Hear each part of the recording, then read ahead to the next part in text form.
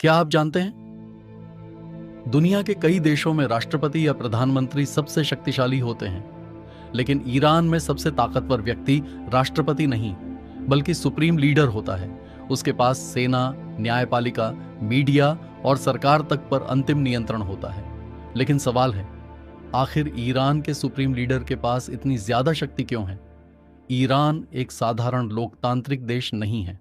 1979 की ईरानी इस्लामी क्रांति के बाद यहां एक खास व्यवस्था बनाई गई जिसे कहा जाता है इस्लामिक रिपब्लिक। इस व्यवस्था में धर्म और राजनीति दोनों एक साथ चलते हैं, यानी यहां सरकार केवल जनता नहीं चलाती, धार्मिक नेता भी देश की दिशा तय करते हैं। ईरान का सुप्रीम लीडर देश का सबसे बड़ा धार्मिक और राजनीतिक नेता होता है। उसके पास ये बड़ी शक्तियां होती हैं: सेना और रेवोल्यूशनरी गार्ड का नियंत्रण, न्यायपालिका के प्रमुख की नियुक्ति, सरकारी मीडिया पर प्रभाव, युद्ध और शांति का अंतिम निर्णय, राष्ट्रपति के फैसलों को रोकने की शक्ति, यानी राष्ट्रपति सरकार चलाता है, लेकिन अंतिम फैसला सुप्रीम लीडर का होता है। 1979 की क्रांति के बाद ईरान के नेता अयतुल्लाह खुमैनी को डर था कि अगर देश सिर्फ राजनीति से चलेगा तो पश्चिमी देशों का प्रभाव बढ़ जाएगा। इसीलिए उन्होंने एक सिद्धांत बनाया, विलायत फ़कीह। इसका मतलब है एक इस्लामी विद्वान को देश की अंतिम जिम्मेदारी दी जानी चाहिए ताकि देश इस्लामी सिद्धांतों से भटके नहीं। यही वजह है कि सुप्रीम लीडर को सबसे ऊपर रखा गया।